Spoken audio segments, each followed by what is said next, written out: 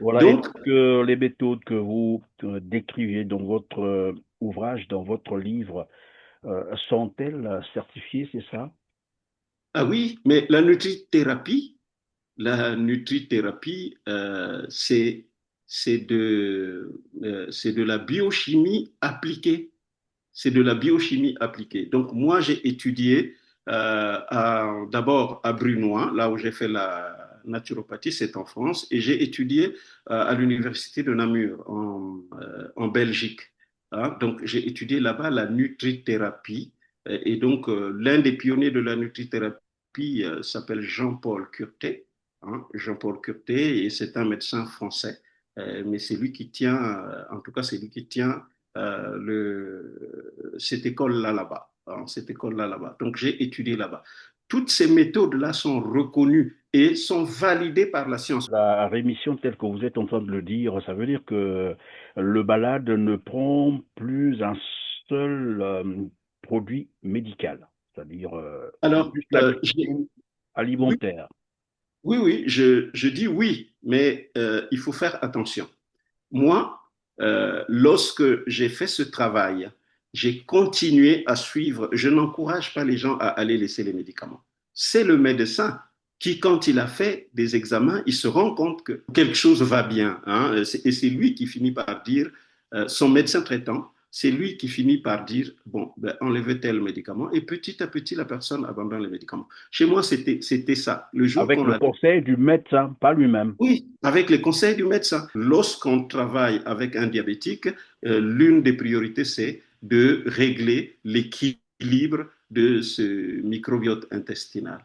On va continuer tout à l'heure, mais juste une petite question. Après, vous êtes libre de répondre à cette question ou non. Si on vous proposait du pain, un pain, et du manioc, vous connaissez le manioc chez nous, Oui. que prendrez-vous? Euh, euh, bon, le, je prendrai le manioc. Je vous Pourquoi? l'explique. Savez-vous que lorsqu'on a une baguette de pain, on a l'équivalent de 22 morceaux de sucre? Le savez-vous? Ça, c'est de un. Et de deux, l'OMS a prescrit, ou l'OMS dit que chacun de nous ne doit prendre que 5 grammes de sel par jour. Or, dans ce pain-là, donc la baguette, il y a déjà 6 grammes. Donc, ça pose problème. Et dans le pain, nous avons ce qu'on appelle, et justement, il y a eu des transformations hein, génétiques Transformé, oui. de ce blé-là et qui a donné, qui a changé les chromosomes du blé. Il n'y en avait que 14 avant le XXe siècle. Et on est à 42 chromosomes aujourd'hui. Et donc, le gluten qu'il y a dans le pain blanc, ce gluten-là est très agressif. Et il crée ce que les Anglais appellent le leaky gut, c'est-à-dire que, pour caricaturer, l'intestin qui fuit. Hein, donc l'intestin qui laisse passer des toxines alors que non, ça ne devrait pas. Donc on a des toxines qui passent dans le sang simplement parce que notre intestin a entre guillemets des trous. Et ça, c'est le gluten qu'il y a dans le pain blanc qui le provoque. Donc le manioc, oui, j'opterais pour le manioc parce que le manioc a beaucoup d'avantages. Hein, mais on voit souvent dans le manioc un aspect rassasiant aussi, hein, un aspect rassasiant, et il est moins sucré. Pas beaucoup, en tout cas. Il est moins sucré. Mhm. Et ce qu'on craint dans le manioc, Et il y c'est a de l'amidon, non?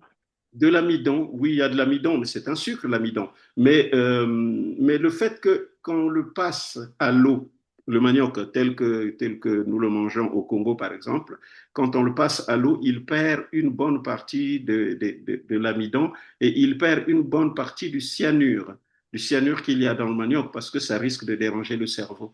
Et il perd vraiment une bonne partie du cyanure. C'est le seul hic du manioc quand on le mange cru, c'est qu'on risque d'avoir plein de cyanure.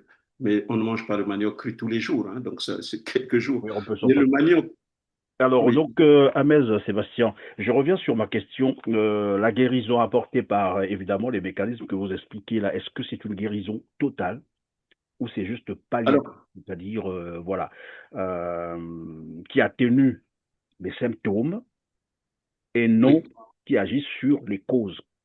Il faut gérer certaines choses. C'est vrai qu'on ne vous demande pas d'aller vivre comme l'homme de Néandertal, c'est pas possible, mais de savoir, de connaître les principes qui font que eux, ils n'avaient pas de diabète. Et donc ces principes, on fait attention. Et donc moi qui vous parle, ça fait 7 ans que, on va dire, bon, les médecins disent, je suis en lune de miel, mais 7 ans quand même, 7 ans. Donc, ça fait 7 ans que je suis là. Et il y a plein de personnes qui ont écrit des livres, qui ont guéri du diabète et qui ont gardé le bénéfice de leur guérison jusqu'à aujourd'hui. Le diabète se guérit, mais totalement. Il suffit de redresser son mode de vie.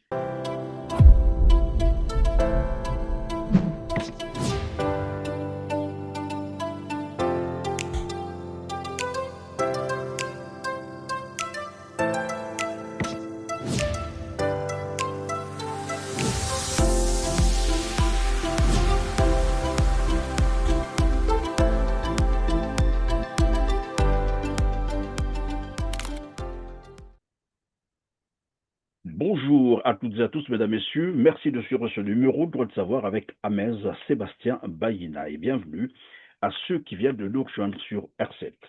Bonjour Amez Sébastien. Bonjour, cher ami Christian.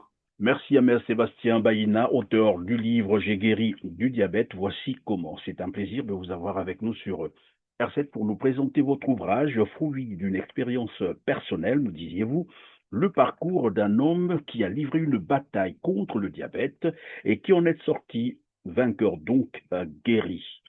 En faisant quoi concrètement?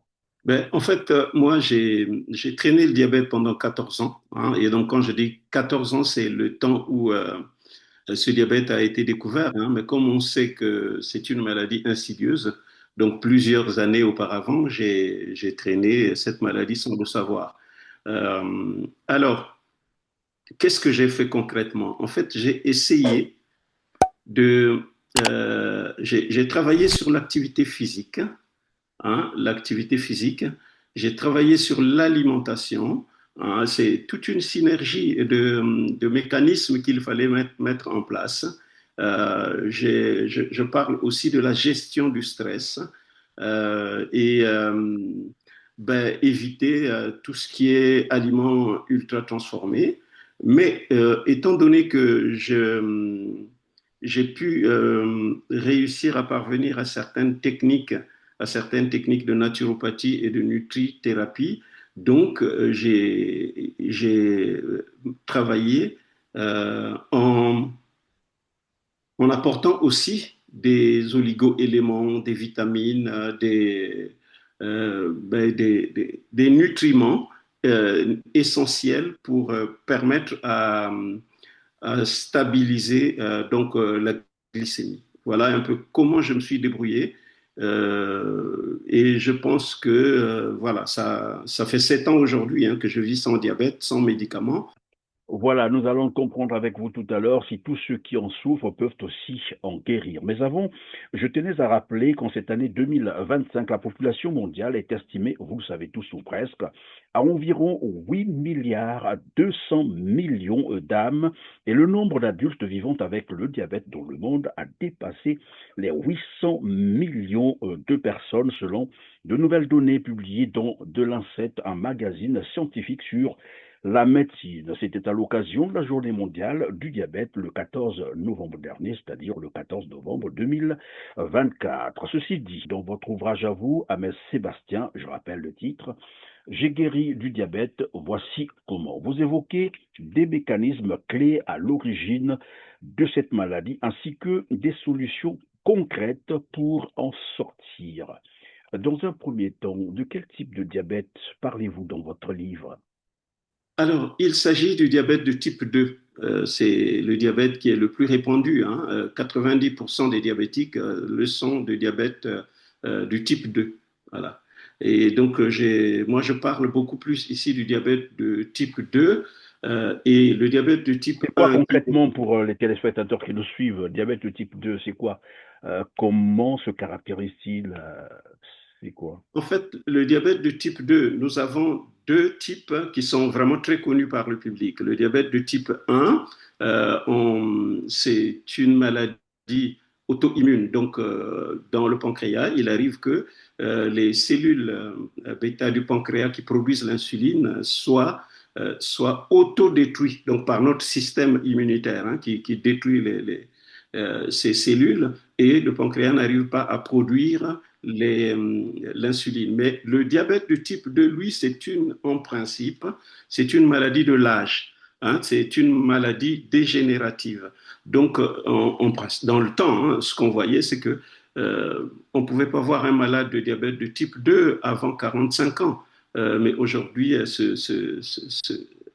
cette spécificité est en train de baisser. On en trouve maintenant des diabétiques qui sont presque que des adolescents, quoi.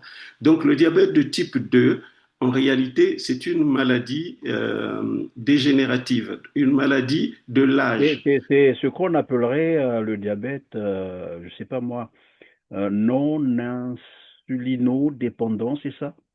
En principe, oui, c'est le diabète non insulino-dépendant, mais il arrive qu'on ait des diabétiques de type 2 aussi qui sont obligés de prendre de l'insuline de manière exogène par le simple fait que le pancréas est fatigué du fait qu'on l'a trop sollicité avec trop de consommation de sucre, parce que lorsqu'on consomme du sucre, il y a le pancréas qui envoie de l'insuline pour aller gérer dans l'organisme, pour aller gérer ce sucre-là.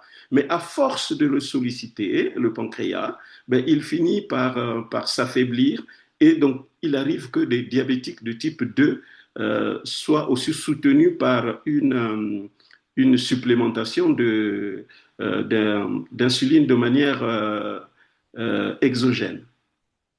Alors, nous allons donc comprendre avec vous si les méthodes que vous avez pu expérimenter peuvent fonctionner avec tous les autres types de diabète. À moins que vous me disiez, ça se limite juste évidemment au diabète de type 2 tel que vous êtes en train d'expliquer cela. Alors, ce que je propose se limite justement au diabète de type 2, parce que le diabète de type 1, pour l'instant, euh, le monde médical travaille encore pour mieux comprendre pourquoi nos cellules bêta arrivent à dysfonctionner ou bien sont détruites. Donc jusque-là, il y a vraiment une compréhension, il y a une compréhension à se faire d'abord avant d'oser dire qu'on peut guérir du diabète de type 2. Quoique, il y a quelques semaines, pardon, de type 1, je parle, hein. Quoique, il y a quelques semaines, j'ai vu sur Internet des travaux qui se font au niveau de la Chine. La Chine est sur le chemin parce qu'ils ont réussi déjà à, à guérir quelques personnes, mais bon, ça reste à vérifier. Mais ce dont je parle, moi, dans le livre, c'est le diabète de type 2 et ces méthodes, certes, peuvent être utilisées par ceux qui souffrent du diabète de type 1 pour vraiment ne pas aggraver la maladie, mais on ne pense pas que le diabète de type 1, pour l'instant, peut se guérir par les méthodes qu'on propose. C'est que le diabète de type 2. Et les méthodes que vous proposez dans votre ouvrage, je rappelle ici, j'ai guéri du diabète, voici comment. Vous agissez sur quel axe concrètement et comment ça se passe? Alors, pour vous dire sur quel axe j'agis, je voudrais rappeler quand même ce que nous sommes, hein, le génome que nous portons. Oui, Quand vous voyez l'homme de Néandertal, l'homme de Cro-Magnon, donc ses ancêtres vivaient dans la savane. Vous voyez? Et donc, dans la savane, il mangeait tout naturellement des comme qui aliments qui ne dirait, il sont mangeait bio, c'est ça. voilà, des aliments qui ne sont vraiment pas transformés et qui n'ont subi aucun traitement chimique. Et donc, il y avait aussi, ils étaient dotés du stress, hein. Le stress leur permettait de pouvoir gérer les conflits avec les bêtes sauvages, avec les prédateurs qui pouvaient Les leur menacer, les voilà. menacer. Voilà.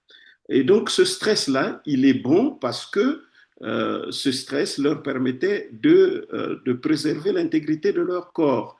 Or, aujourd'hui, on porte un stress permanent et qui comme avant, hein, déclenche des hormones dans C'est notre dû à corps. quoi concrètement le stress permanent, un peu la recherche de la vie au quotidien, voilà. Oui, oui, Et la être vie est entre le devenue, boulot et chercher toujours les moyens pour voilà. survivre, tout ça.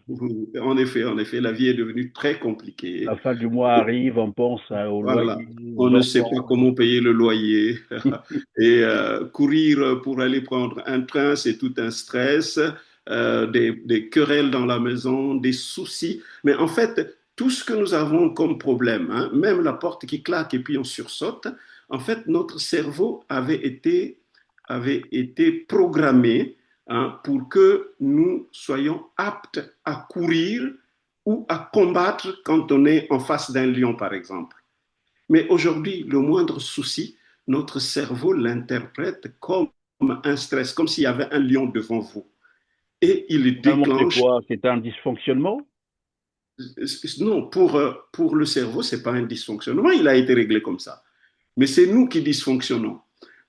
C'est nous qui dysfonctionnons. À chaque fois qu'on a un souci, mais pour le cerveau, il se dit, il a un souci, alors donc il est attaqué.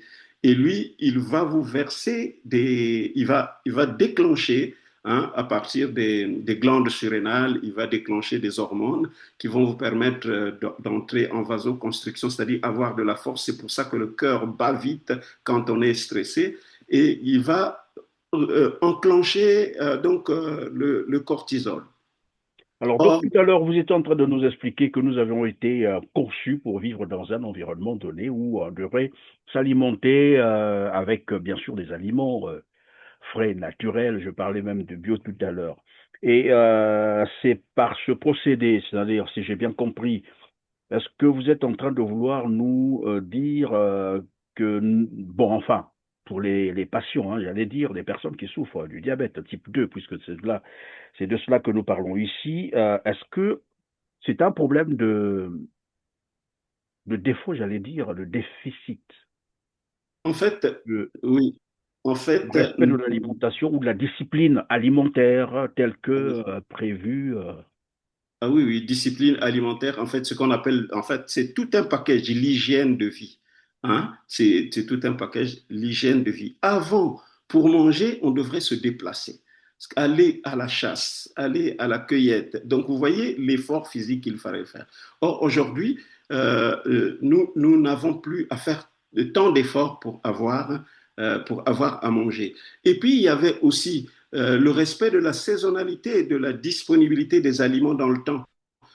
Quand on est en été, il y avait beaucoup à manger. Et quand on arrive en hiver, il y avait pratiquement rien.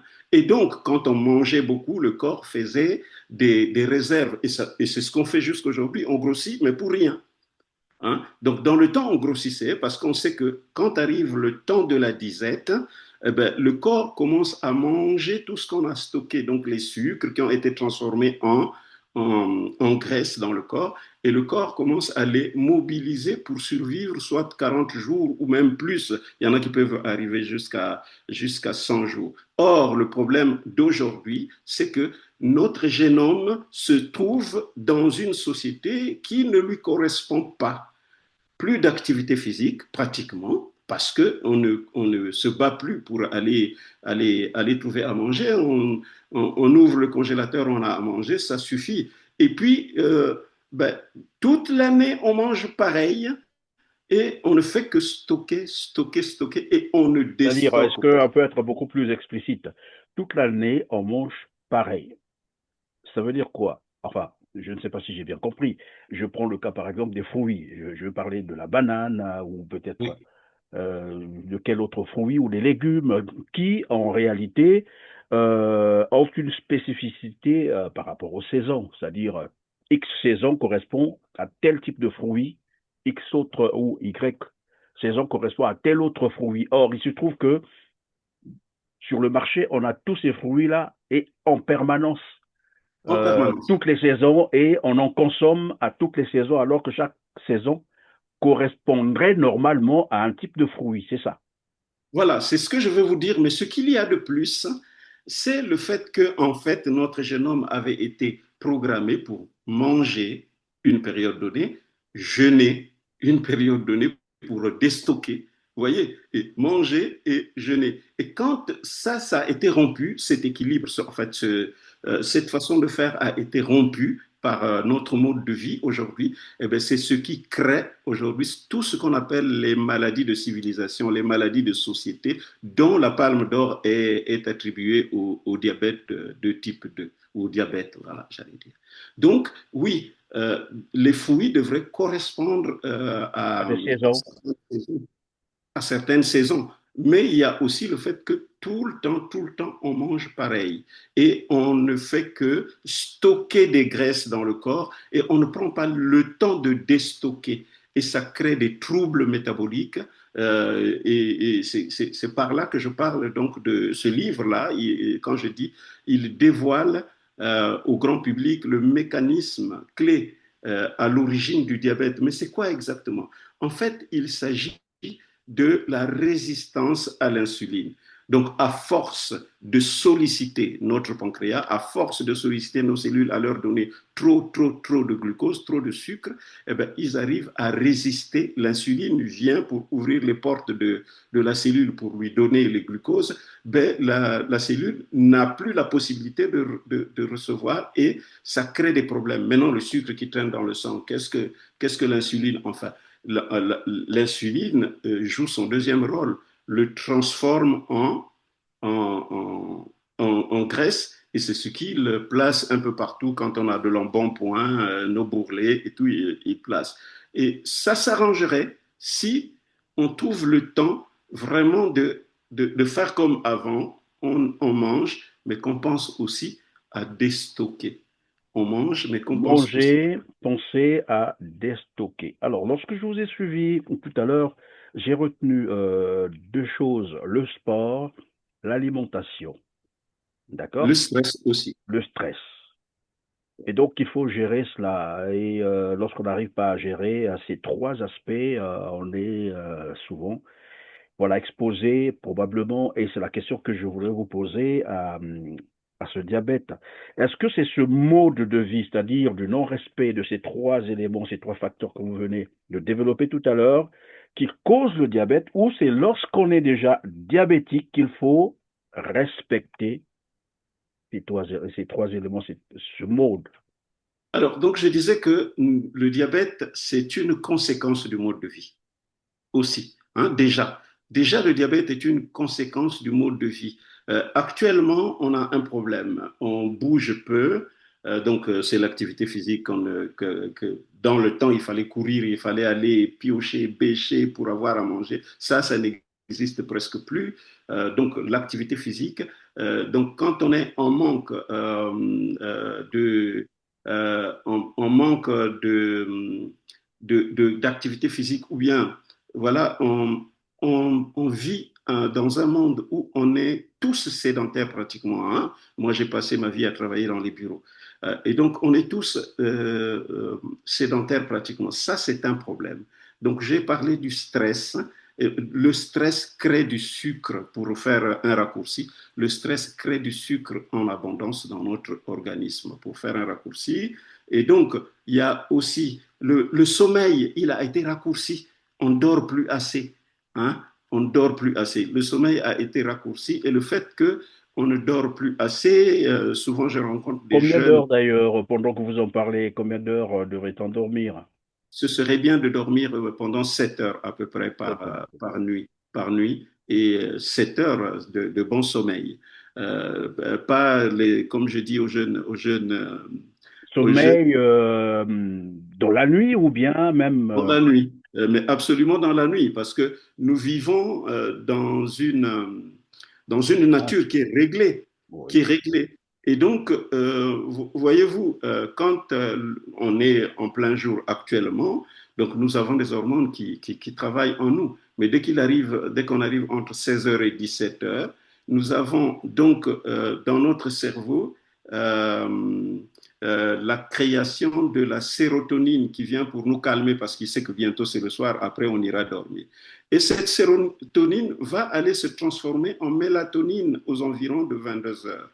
Aux environs de 22 heures. Et à 22 heures, quand la mélatonine, quand le cerveau sécrète la mélatonine, et qu'est-ce qu'on dit que la mélatonine? C'est l'hormone du sommeil, mais c'est aussi l'hormone de la réparation. Donc toutes les lésions que notre organisme a eues dans la journée peuvent être réparées le soir avec le concours de la mélatonine. Mais si on ne dort pas, ça pose problème. Or, Oui, mais je donc, pense là à ceux qui travaillent la nuit, par exemple. Au lieu de dormir, ils sont en pleine activité. oui, bah, c'est un problème de société, voilà. Donc, c'est un problème de société. Le travail de la nuit, bah, c'est maintenant qu'on connaît le travail de la nuit. Et ça pose problème.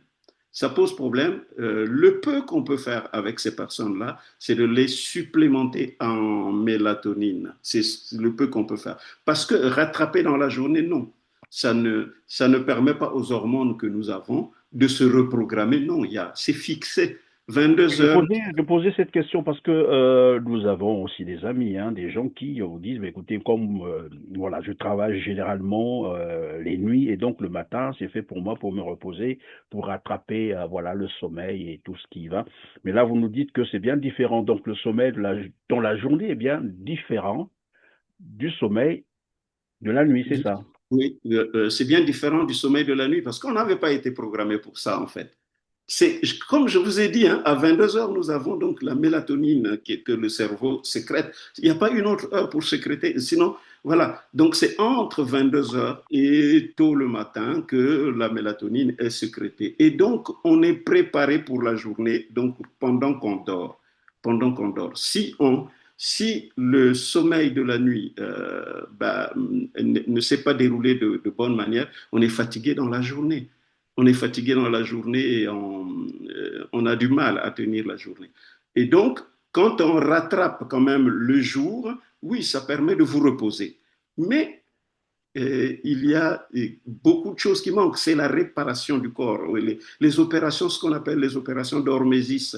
Les opérations d'hormésis ne peuvent se déclencher que la nuit entre 22 heures et 6 heures du matin. Et en ce moment-là aussi, on est pratiquement en jeûne, c'est-à-dire qu'on ne mange pas. Si on a mangé à 19h, 20h, et donc la nuit, ben, le corps qui n'a plus à gérer la nourriture commence à se réparer et Ah, donc, lorsque vous parlez du jeûne, c'est-à-dire le temps où on est dans le sommeil la nuit, c'est ça? Parce que moi, je pensais maintenant à, bon, voilà, vous savez, il y a des religieux qui jeûnent, qui prennent parfois, voilà, 40 jours ou 30 jours pour jeûner, et moi, je faisais allusion à ce jeûne-là.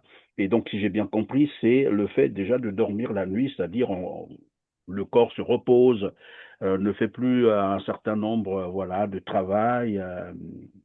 C'est ça, alors, Christian, quand on se lève le matin et qu'on se met à manger, comment ça s'appelle ce repas du matin? c'est le déjeuner.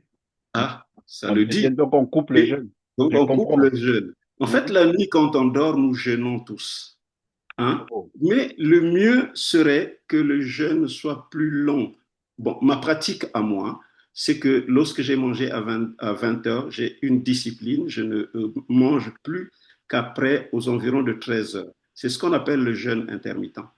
Le jeûne intermittent. Nous avons 24 heures dans la journée et ben, j'utilise 16 heures pour jeûner. Et les 8 heures entre 13 heures ou 12 heures et 20 heures, ben, c'est le temps où je peux manger. J'ai quelques repas en ce moment-là. Et le corps, il se rajeunit euh, euh, parce que en ce moment-là, et ben, les opérations d'hormésis se mettent en branle pour réparer partout où il y a eu des lésions. Bon, ça, c'est un jeûne. Mais le jeûne long aussi, hein, le jeûne long où on peut mettre une semaine, 2 semaines, un peu plus, c'est un jeûne qui est aussi important dans la guérison du diabète ou pour éviter le diabète. Donc, dans nos techniques, quand moi je l'ai utilisé, j'ai fait 33 jours de jeûne. Hein, de jeûne hydrique, c'est un jeûne médical. Hein, donc, je buvais de l'eau, je buvais des tisanes, mais je ne mangeais pas. Et ce jeûne-là, il permet de guérir beaucoup de maladies, beaucoup de maladies. Savez-vous qu'en Allemagne, en Allemagne, il existe une famille qu'on appelle Boehringer, la famille Boehringer. Elle entretient plusieurs cliniques qui ne soignent que par le jeûne, qui ne soignent que par le jeûne. Et donc, ils ont aussi des cliniques en Espagne. Est-ce Et que donc, ça veut dire que nos frères qui jeûnent tout le temps, je pense un peu aux musulmans et probablement d'autres religions aussi, hein, les chrétiens aussi arrivent à jeûner, ceux-là sont beaucoup plus épargnés, c'est ça, du diabète, En c'est ça? réel- oui, oui, en réalité, quand on jeûne souvent, oui, on peut être épargné du diabète. Maintenant, ça dépend des autres facteurs. Mais ce que je déplore parfois dans les jeûnes religieux, c'est que lorsqu'ils s'arrêtent à 18 heures, hein, lorsqu'ils arrêtent le jeûne à 18 heures, alors ce serait bien quand même d'avoir un repas frugal le soir. Mais souvent, vous voyez les montagnes de riz qu'ils mangent et ça casse tout malheureusement. Alors, En tout cas, Amel Sébastien, pardon de rire comme ça, Amel Sébastien, vous êtes en train de dire il n'est pas, c'est pas bon de beaucoup manger, de trop manger, c'est ça? c'est pas bon. Hein, C'est pas bon. partout, on vous dira que la réduction calorique est salutaire pour l'homme. Donc, quand, par exemple, on a jeûné comme ça et que le soir, on se retrouve à manger, il faut réduire les repas et avoir moins de sucre dans ce repas-là. C'est quoi la moyenne, les calories à consommer par jour, par exemple? Alors, quand on est en jeûne, vous savez, il est recommandé pour un homme, par exemple, d'avoir 2200 calories par jour. Mais quand on jeûne, il est bon de descendre même en dessous de 1000 calories. Et le jeûne Bon, ça, c'est beaucoup plus le jeûne, scientifique et puis trop technique que nos téléspectateurs peut-être ne vont pas très bien comprendre. Ça correspond à quoi concrètement? Je vais sur, soyons pragmatiques. Ça quand peut j'ai jeûné, correspondre à, à un morceau du poisson, combien de kilos de viande, à un bout de pain. Ça correspond à quoi quand, quand concrètement? je, quand je me lance Une dans un cuisse de jeûne, poulet? Quand je me lance dans un jeûne, le soir, le repas, il doit être frugal. C'est-à-dire que je mettrai des légumes, beaucoup de légumes, très peu, très peu de protéines animales. Et d'ailleurs, même les protéines animales dans la vie normale, les protéines animales ne sont pas conseillées le soir, ne sont pas conseillés le soir parce que les protéines animales concurrencent le tryptophane qui est donc l'élément précurseur de la sérotonine puis de la mélatonine. Et comme il concurrence le tryptophane, ça fait que le soir, on a du mal à bien dormir. Et même si on dort, la réparation va mal se faire. Donc, généralement, le soir, on ne propose pas de protéines animales. Mais pour les personnes qui ne peuvent pas s'en passer, eh bien, une cuisse de poulet, 2 œufs suffirait. 2 œufs Bien voilà, je suffiraient crois que nos avec téléspectateurs vous beaucoup. suivent très bien, mesdames, messieurs. Alors arrêtez à la rigueur de manger à la nuit, pourquoi pas. On peut s'en passer, non? C'est quelque chose de 7 heures, 8 heures, et puis Non, bon, pour le lendemain. Alors, Amel Sébastien, donc les mécanismes que vous proposez, les mécanismes que vous proposez dans votre livre, conduisent-ils à la guérison totale ou bien c'est juste des palliatifs, c'est-à-dire on se débarrasse à un moment donné des symptômes, par exemple, ça peut calmer les symptômes, mais après, bon, voilà, mais pas les causes ou la source même, voilà, la cause de la maladie, j'allais dire. la cause de la maladie, c'est la résistance à l'insuline, qui est provoquée par notre vie, notre manière de vivre, le trop de sucre que nous consommons. Donc, nous avons trop de sucre, les aliments ultra transformés, hein, les aliments ultra transformés, et ce que j'appelle aussi les tueurs blancs, donc la farine qui est transformée aujourd'hui, le sucre, le plein de sucre, et puis le sel. Donc tout ça, en termes d'alimentation, ça vient provoquer le diabète. Euh, et puis, il y a le manque, je disais que la sédentarité, en tout cas, parce que nous avons mis nos muscles pratiquement au chômage. Nos muscles sont au chômage alors que ce sont les muscles qui consomment qui consomment le sucre. Donc, si on ne bouge pas, on a moins de mitochondries dans nos muscles et on consomme consomme moins de glucose et on est souvent fatigué. Donc, à contrario, voici ce que je propose. C'est que je requiert quand même la volonté de la personne pour entrer dans un travail avec moi. Et donc, l'exercice physique, c'est le premier médicament de, de la, du diabète. On peut guérir, enfin, on peut corriger sa glycémie avec la metformine, hein, comme d'habitude on nous donne. Nous avons, nous de notre côté, la berbérine, hein, qu'on propose aussi. Mais si on n'exerce pas les muscles, ça pose problème parce que ce sont les muscles qui consomment, donc qui consomment les sucres. Donc, le premier médicament du diabétique, c'est l'exercice physique. Et puis, ce que je propose aussi, c'est d'apprivoiser le stress. Hein? Il faut se calmer. Il faut apprivoiser le stress. Ça, il faut qu'on en arrive là. Ce que je propose aussi, c'est le sommeil récupérateur. On est obligé d'enseigner aux gens la manière dont il faut dormir. Alors, donc, on en arrive là. Et il y a un outil qu'on n'oublie pas, c'est le jeûne. Hein, c'est le jeûne, soit un jeûne intermittent, soit un jeûne long. Hein. Je vous avais dit que moi, j'avais fait 33 jours de jeûne pour en arriver là. Et d'autres, non. Enfin, les personnes qui réussissent ne partent pas jusqu'à faire autant de jours.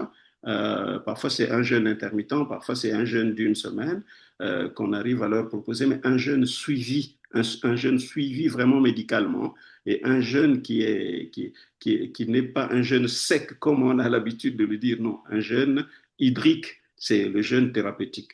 Donc, il y a aussi la supplémentation. On est obligé de supplémenter la personne de certains minéraux qui manquent, de certaines vitamines qui manquent, la gamme des vitamines B. Quand ça manque, il y a problème. Et quand ça manque, il y a problème. Il y a un autre problème aussi qu'on règle, c'est équilibrer notre microbiote intestinal. Vous savez certainement que notre immunité est soutenue par la flore intestinale. Nous avons plein de microbes dans notre intestin qui sont là pas seulement pour Bon, mais nous nuire. lorsqu'on parle des microbes ou j'allais parler aussi, comment on dit ça, des virus, il y en a des Oui, bons microbes, des bons oui, virus et des bon, mauvais microbes et et des mauvais. mauvais virus. Ça, il faut Oui. toujours préciser parce que généralement, lorsqu'on parle de microbes, tout le monde sursaute. Oui. Il y a des Alors, microbes nécessaires pour l'organisme, comme des alors virus nécessaires pour l'organisme, mais il y en a des mauvais qui oui, nuisent évidemment à l'organisme. dans notre intestin, nous abritons pratiquement un organe extra-humain, on va dire, qui est composé de microbes, qui est composé des micro-organismes. On l'appelait flore intestinale il y a le temps parce qu'on pensait que c'était du monde végétal, mais on s'est rendu Mhm. compte que non, non, non, c'est du monde animal. Ce sont des microbes.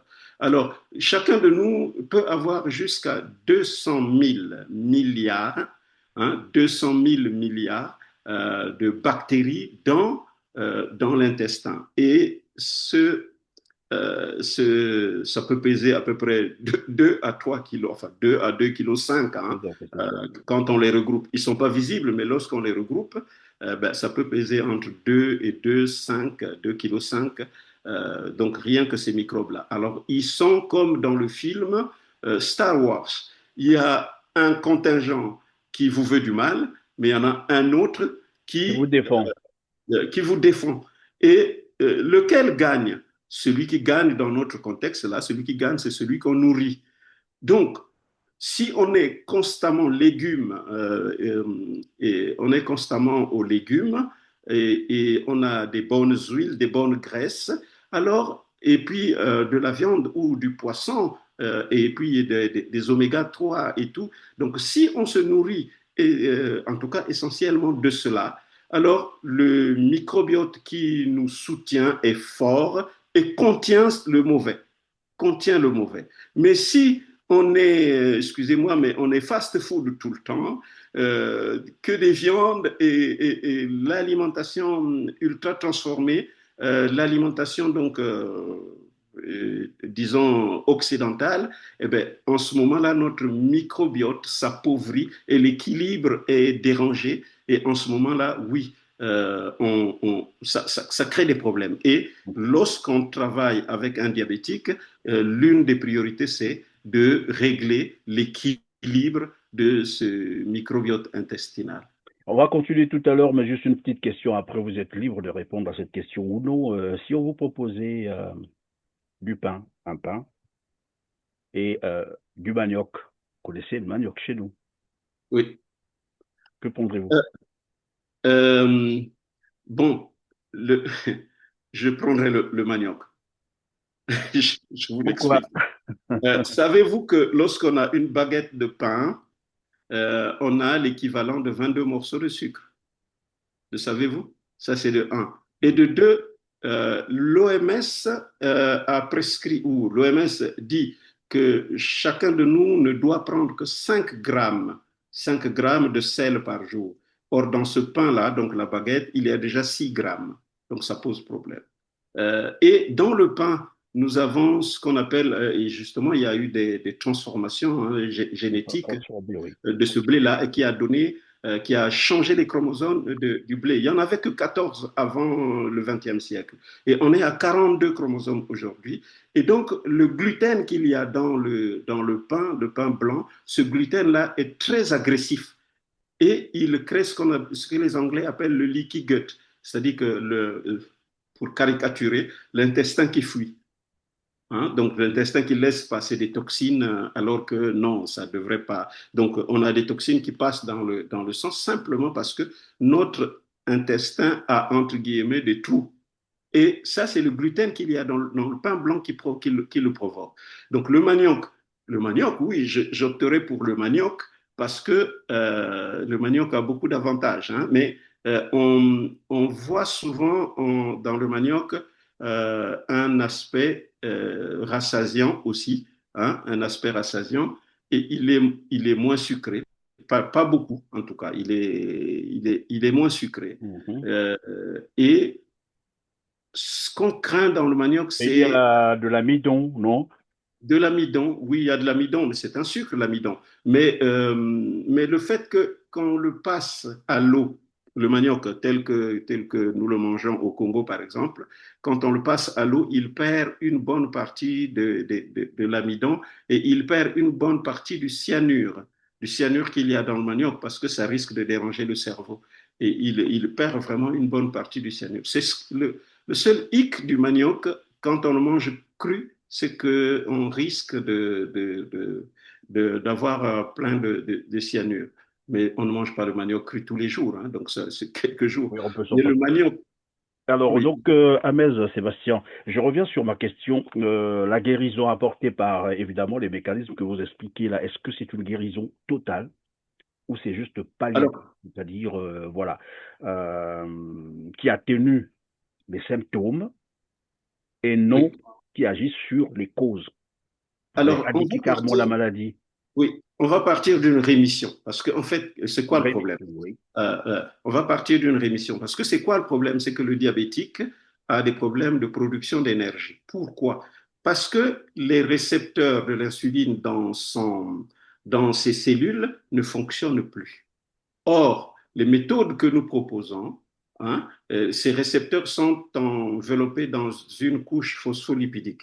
Et donc, les méthodes que nous proposons, avec donc moins quand on fait que son corps ait moins d'inflammation et qu'on apporte des vitamines B et surtout des oméga 3, ben, ça répare ces récepteurs à l'insuline.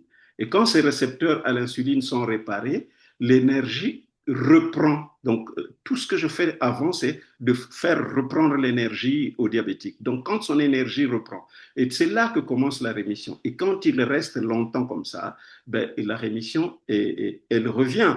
Mais le problème, c'est lequel? C'est que nous vivons, comme je dis, nous vivons dans cette société-là où on a la malbouffe, où on bouge mal. Et donc, si la personne qui a fait ces efforts-là repart vers ce fonctionnement du siècle présent, hein, et bien, en ce moment-là, il retombe dans la maladie. Or, il faut gérer certaines choses. C'est vrai qu'on ne vous demande pas d'aller vivre comme l'homme de Néandertal, c'est pas possible, mais de savoir, de connaître les principes qui font que eux, ils n'avaient pas de diabète.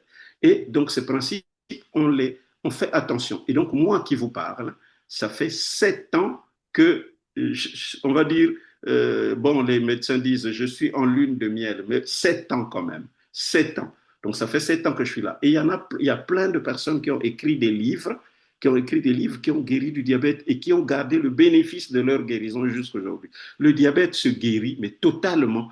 Il suffit de redresser son mode de vie. Parce que, en fait, là, chez les médecins, leur problème, c'est quoi? C'est qu'ils ont une sorte de, ils ont une sorte de, en fait, c'est de la prudence, quoi. Ils se disent, oui, on peut bien réussir à mettre la personne en rémission, mais dans quelle société va-t-il vivre? Arrivera-t-il à savoir faire des choix et éviter tout ce qui nous rend malade? C'est là leur problème. Mais nous, on se dit, on encourage la personne et souvent, je prends même 2 mois à expliquer à la personne comment ne plus retomber. Oui, le diabète se guérit. Et donc, Et la rémission telle que vous êtes en train de le dire, ça veut dire que le malade ne prend plus un seul produit médical, c'est-à-dire alors, juste la glycémie oui, alimentaire.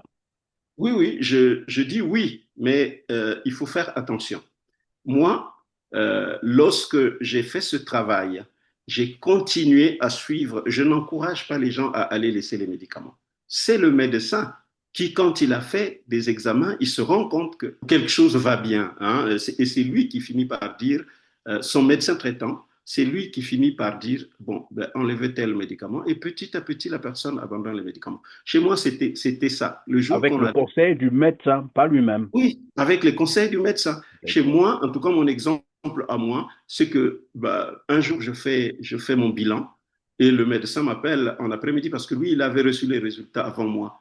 Il m'appelle en après-midi pour dire, Monsieur Baïna, quelque chose ne va pas. Je dis, mais quoi? Mais je ne retrouve plus vos maladies parce qu'en fait, quand je souffrais de diabète, j'étais en obésité, j'avais un problème d'hypothyroïdie, j'avais un problème d'arthrose. Donc c'était la totale. Mais lorsque j'ai combattu le diabète, tout ça est tombé. Tout ça est tombé. Et donc le médecin est surpris à voir que tous les marqueurs étaient normaux. Il m'appelle pour me dire non, je ne comprends pas. Est-ce que c'était réellement vous? Oui, oui, c'est moi. Bon, est-ce que, bon, je veux me rassurer quand même. Vous pouvez revenir, je vous fais une autre ordonnance. Il a fait l'ordonnance et j'ai refait le lendemain les examens. C'était tout pareil. Et en ce moment-là, il dit, viens, il faut qu'on parle. Donc j'arrive. D'habitude, je sors de là avec une ordonnance, mais il, il me dit, vous pouvez repartir et donc appelez-moi toutes les semaines pour voir ce que ça va donner. Et donc, c'était à chaque semaine que je l'appelais. Puis, il dit, bon, mets un mois à chaque mois. Et bon, passons à 6 mois. Et c'était comme ça. Et au bout de 3 ans, il a carrément jeté l'éponge. Il dit, bon, ben, écoutez, continuez tel que vous faites. Voilà. Voilà, et Donc, donc les méthodes que vous décriviez dans votre ouvrage, dans votre livre, sont-elles certifiées, c'est ça? ah oui, mais la nutrithérapie, c'est de la biochimie appliquée. C'est de la biochimie appliquée. Donc, moi, j'ai étudié d'abord à Brunoy, là où j'ai fait la naturopathie, c'est en France, et j'ai étudié à l'université de Namur, en Belgique. Hein. Donc, j'ai étudié là-bas la nutrithérapie. Et donc, l'un des pionniers de la nutrithérapie s'appelle Jean-Paul Curtet. Hein, Jean-Paul Curtet, et c'est un médecin français. Mais c'est lui qui tient, en tout cas, c'est lui qui tient cette école-là là-bas. Hein, cette école-là là-bas. Donc j'ai étudié là-bas. Toutes ces méthodes-là sont reconnues et sont validées par la science. Bon, voilà ce que j'allais dire aussi. Le travail que j'ai fait dans ce livre, les gens qui auront l'occasion de lire ce livre, d'ailleurs que je vous recommande tous, euh, Oui, je rappelle le livre, hein, j'ai guéri voilà, du diabète, voici comment. Voici Vous comment. pouvez. Donc, les gens qui liront ce livre, tout ce que je déclare est étayé par des preuves scientifiques. J'ai lu à peu près autour de 160 études, méta-analyses et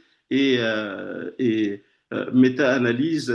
En tout cas, j'ai lu à peu près 160, déjà par les livres que j'ai moi-même, par mes cours, mais aussi par un site qu'on appelle PubMed, hein, qui est un site internet qu'on appelle PubMed.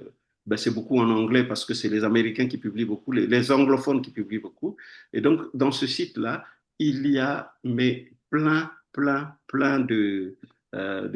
d'études qui parlent du diabète et de sa guérison. Maintenant, il y a aussi mais des précurseurs, hein, ceux qui ont déjà réussi comme moi, je viens de le faire, qui ont aussi publié. Et ça, oui, ce sont des méthodes qui sont scientifiquement démontrées, éprouvées. Il y a aucun souci. Ce n'est pas du charlatanisme, comme, parfois, comme on dirait, mais c'est de la science, de la biochimie appliquée. De Voilà. la biochimie appliquée. Alors, qu'est-ce qu'on va retenir maintenant que nous sommes à la fin de cette émission? Qu'est-ce qu'on retient globalement pour se, disons, prévenir, j'allais dire, ou renverser carrément le diabète? Parce qu'on ne va pas non plus Alors, tout déballer ici, hein. On laisse donc oui. la primeur à ceux qui vont s'attraper le livre pour découvrir le reste. Mais qu'est-ce qu'on retient globalement de... Alors, ce que je souhaite qu'on retienne de tout ce qu'on vient de se dire, c'est que, attention, nous parlons de diabète, ça fait quand même 800 millions d'adultes qui sont atteints dans le monde. Donc, c'est pas rien. Et c'est 4 fois plus que lorsqu'on était en 90. Donc, ça galope. Et on dit que, en Occident, on risque d'ici 2030 avoir une prévalence une montée de prévalence de 40%. Et peut-être en 2050, ça pourra être une prévalence peut-être de 50%, sait-on jamais. Mais en 2015, il y a des études qui ont montré que la prévalence en Afrique risque d'être de 150% en 2050 et de manière intermédiaire en 2030, ça risque d'être de 140%. Donc, j'attire l'attention, vraiment j'attire l'attention et que c'est vraiment bien que chacun de nous se mette à vivre de telle manière qu'il puisse éviter le diabète. Mais quand on évite le diabète avec les méthodes que nous proposons, on évite aussi toutes les autres maladies de société. Je parle des cancers, je parle des maladies cardiovasculaires. Donc, l'essentiel pour nous, c'est de vivre de manière à respecter le corps humain. Hein, de manière à rester. Le corps humain a besoin de bouger constamment. Le corps humain a besoin de manger. Nous avons besoin de manger des éléments naturels, pas des éléments ultra transformés. On a besoin de moins de sel parce que le sel est diabétogène. On disait que le sel ne provoque que l'hypertension, mais ça a été démontré que le sel provoque du diabète. Et de gérer le stress. Parce que nous apprenons, c'est le sucre qui serait à l'origine du diabète. Et là, on apprend que même le sel aussi En peut fait, le provoquer. sel, oui, en fait, le sel est un complice du sucre pour entrer dans le sang. En fait, c'est une trouvaille française. Hein. C'est une trouvaille française. Le professeur Patou à Lille dirige une équipe qui fait la chirurgie bariatrique, les bypass, voyez-vous. Et donc, dans la pratique, ils vont se rendre compte que les personnes qui venaient, qui sont diabétiques et obèses, qui venaient, dès qu'on pratique cette opération, ben, on se rendait compte que ces personnes-là guérissaient tout de suite du diabète avant même qu'ils ne perdent le poids. Et j'ai retrouvé dans une vidéo, j'ai commencé mon livre par celui-là, le regret du professeur Patou qui dit, à l'école, à la fac, on nous a dit le diabète est une maladie chronique qui ne se guérit jamais. Et il regrette, on dit, on a suivi ça, alors qu'en réalité, si, le diabète se guérit. Donc le monde médical le sait. Et lui, le professeur Patou, découvre que lorsqu'on fait la chirurgie bariatrique, alors les gens guérissent du diabète. Ils se mettent à chercher, mais qu'est-ce qui fait ça? Qu'est-ce qui fait ça? Et en cherchant, ils ont trouvé qu'en fait, lorsqu'on fait cette chirurgie, ben, le sucre et le sel ne se retrouvent plus dans l'intestin où se font les échanges avec le sang. Donc le sucre et le sel ne se retrouvant plus là, le sucre a du mal à passer la barrière intestinale. Et donc, on retrouve moins de sucre dans le sang parce qu'il n'est pas ensemble avec le sel. Donc, c'est dire que c'est dans la thérapie du diabète, il faut penser aussi à réduire le sel ou voilà à réduire le sel. Pourquoi? Parce que en fait, le sel fluidifie, mais de manière très très fine, le sang et il arrive à passer la barrière, pardon, le sucre et il arrive à passer la barrière intestinale. En fait, oui, le sucre est diabétogène, ça a été démontré, même l'OMS, Sel, j'ai vous avez lu, dit? ça a été démontré. Le sel, d'accord. Mais que pensez-vous donc de ceux qui disent que le diabète est héréditaire? Oui, il y a une part d'hérédité. Il y a une part d'hérédité dans le diabète de type 2, plus dans le diabète de type 2 que dans le diabète de type 1, parce que le diabète de type 1, c'est un accident de la vie qui fait que notre système immunitaire a détruit les cellules bêta du pancréas. Mais le diabète de type, souvent ça se passe dans l'enfance. Mais le diabète de type 2, quand on a des parents qui sont diabétiques, surtout si c'est les deux, on a beaucoup de chances, même 50% de chances de faire le diabète de type 2 à la longue. Voilà, donc quand c'est un parent seulement, c'est moins, 30% de chances. Mais en fait, il faut savoir que nous portons tous des gènes de nos parents. Mais ces gènes-là, on peut les taire, on peut les étouffer. Et c'est ce que finalement le monde médical a découvert il y a 20 ans, bientôt 20 ans seulement, qu'on découvre ce qu'on appelle l'épigénétique. On expliquait tout par le gène, mais en réalité, un gène malfaisant, on peut le méthyler, c'est-à-dire que on peut le, on peut le méthyler, c'est-à-dire qu'on peut l'étouffer. C'est comme si on mettait du scotch et il ne s'exprime pas. Donc, si on a des parents qui sont diabétiques, eh ben, c'est son mode de vie qui fait que ces gènes hérités des parents s'expriment. Mais quand on donne tout ce qu'il faut au corps en termes d'alimentation, et c'est surtout les vitamines B qui jouent ce rôle-là de méthylation, et donc quand on donne tous ces nutriments qui sont nécessaires, eh bien, ces gènes venus de nos parents peuvent être étouffés. Ben, voyez-vous, dans la Bible, on a le scénario de Jacob et Laban. Jacob et Laban, ceux qui connaissent vraiment la parole biblique peuvent aller voir. Il y a eu un deal entre Jacob et Laban. Jacob, qui a travaillé 20 ans chez Laban, de réclamer sa part de richesse pour qu'il parte. Et ils se sont entendus à la prochaine ponte ou à la prochaine mise bas comment je dirais, des animaux. Eh ben, tu prendras des animaux qui ont, enfin, Jacob devrait prendre des animaux qui ont telle couleur, tachetée, marquetée et tout. C'est ce qu'ils se sont entendus. Or, ne sachant pas que Laban était un bon généticien, il éloigne la nuit toutes les brebis qui, dans le croisement, peuvent donner des brebis favorables à Jacob. Jacob arrive le lendemain matin, il se rend compte que toutes ces brebis-là qui devaient se croiser pour lui donner sa richesse ne sont plus là. Alors Dieu vient lui démontrer, en tout cas c'est ce qu'on lit dans la Bible, dans Genèse, Dieu vient lui montrer en songe, écoute, tu prends les platanes, tu prends telle branche de telle... en fait, c'est des branches, des feuilles qu'on lui a demandé de prendre, de les peler et de mettre dans l'eau que devraient boire les brebis. Et c'est ce qu'il a fait. Et miracle, miracle, Dieu a permis à Jacob de déjouer donc la génétique. Et ce qui s'est passé, c'est que Jacob s'est retrouvé avec plein de brebis qui sont nées après. Et Laban n'en revenait plus. Donc, c'est dire que la génétique seule n'explique pas nos maladies, mais en tout cas, la génétique explique nos maladies de manière très infime. Mais c'est notre mode de vie. C'est notre mode de vie qui explique nos maladies. En un mot, il faut juste revoir le mode de vie, c'est ce que j'ai cru comprendre. Oui, c'est toute cette synergie-là qu'il faut voir. Mm. en agissant bien sûr sur l'alimentation. Il faut faire le sport, vous avez dit. Bon, gérer le stress, parce qu'évidemment, hein, dans le Le monde sommeil, n'oublions pas. du sommeil, comme on a dit, et après, on sera un peu à l'abri. C'est un effort à faire. En tout cas, ça a été un plaisir, Ahmed Sébastien, d'avoir été avec nous, de nous avoir présenté votre ouvrage. Mais où est-ce qu'on peut le trouver finalement? Alors, l'ouvrage est sur Amazon.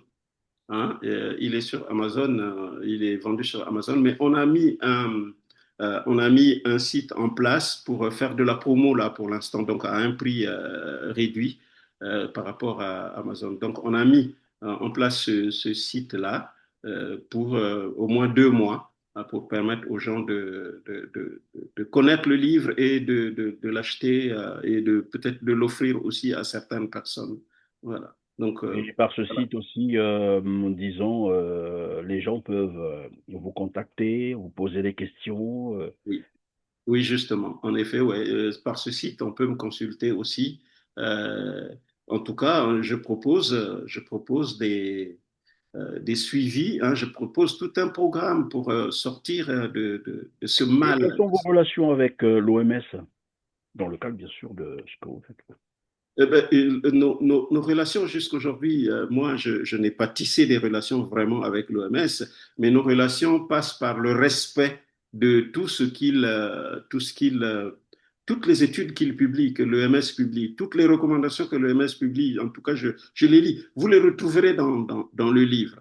Vous les retrouverez dans le livre. Vous verrez les recommandations de l'OMS sur les aliments ultra transformés, les recommandations sur le sel, les recommandations sur le sucre. Il y a plein euh, de, de, de données scientifiques publiées par l'OMS que je mets là. Les chiffres que je viens de vous donner, c'est des chiffres publiés par l'OMS. Merci Ahmed Sébastien Baïna d'avoir été avec nous. Je rappelle que vous êtes auteur du livre J'ai guéri du diabète. Voici comment, que je recommande d'ailleurs à nos téléspectateurs. Après, vous avez compris. Oui, on vous a donné quelques éléments. La discipline qu'il faut observer, mais il faut lire le livre parce que dans le livre, vous allez découvrir beaucoup plus que ça, surtout pour aussi qui voudraient vous prévenir. Comme qui dirait, il ne faut pas attendre tomber malade pour commencer à s'y mettre, c'est maintenant. Mieux vaut prévenir que guérir, dit-on. En tout cas, merci, ça a été un plaisir hein, de vous avoir eu sur notre plateau. Probablement Mais que vous c'est reviendrez. moi qui vous remercie pour l'occasion que vous nous avez donnée à moi et aux téléspectateurs de découvrir qu'il y a d'autres voies de salut que seulement Ce qu'on a coutume, bien sûr, de suivre. Merci beaucoup, mesdames, messieurs. Cliquez sur le petit pouce en l'air juste en bas de la vidéo après avoir largement partagé cette émission pour aider aussi les autres, bien entendu. Et dites-nous en commentaire ce que vous pensez de tout ce que nous nous sommes dit au cours de cette émission. Le livre, on a dit, il est déjà sur Amazon pour ceux qui voudront bien sûr commander le livre. Sinon, les contacts aussi seront affichés pour ceux qui voudront entrer directement en contact avec Monsieur Ahmed Sébastien Baïda. Merci et à très bientôt.